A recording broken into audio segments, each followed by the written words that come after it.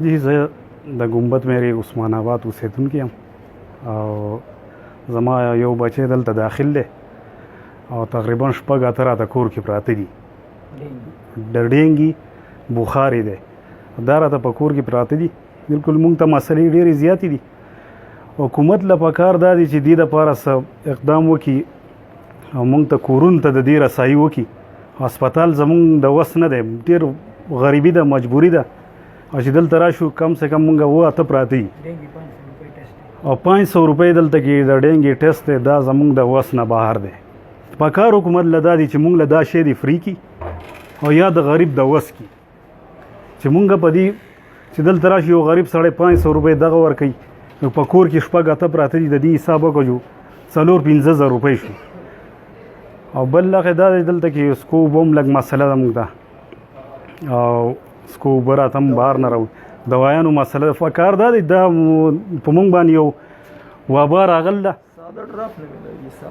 وبا را باندې راغله دا وبا چې راغله حکومت مونږ له د دې مخنیوی وکړي او د دې لپاره مونږ له فری علاج وکړي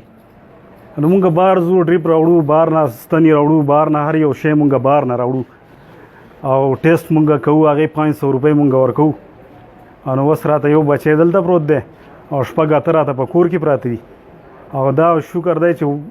بچي واړه ماشومان نه دي که په هغو راغی نو بیا خو ډېر دغه دی هسې راځي ګوري چیک کوي ډاکټران راځي ګوري چې یاره دا اوبه څنګه دي او دا دغه څنګه کورونو کې چیکینګ شوی دی خو د دې دپاره څه اقدام مخ جی وزیر اعلی د سوات دی نو دغه حالات دي نو تاسو ته ښه پته دی چې زموږ د سوات وزیر اعلی دی په موږ باندې ډېر زیات تکلیف دی په ما په خپل هم تکلیف راغلی دی خو برداشت کوم ولې غریب یم څه وس مې نشته دی چې زه ټیسټ وکړم یا هغې د دې څه دوایي دغه وکړم که نه چې نشو کولی نو مجبوري ده او وزیر اعلی صاحب ته دا دغه دی زموږ د سوات دی موږ ته هېڅ دغه سهولت دلته نه دي راکړي پکار دی دا شی فری وی موږ دپاره سرکاري وي هر شی ټیسټ هم سرکاري وي د دې دوایي علاج او کورونو ته رسایي وي هر یو سړی په شا کولی نه شي په کور دي تپوسو کې شپږ اته هر یو کور کې پراته دي نو بس دغه خبره ده چې په کور کې 5 شپږ دا د چې کومې خبره وکړي دا خو به یو دوی اوس ما ته ټلیفون وشو نری بچو مې هم دغه شی راغلی نو چې مونږ خپل علاج لا دلته نه دی کړی نو بېرته غور پیدا شو چې څه به کوو د هغو سره که نه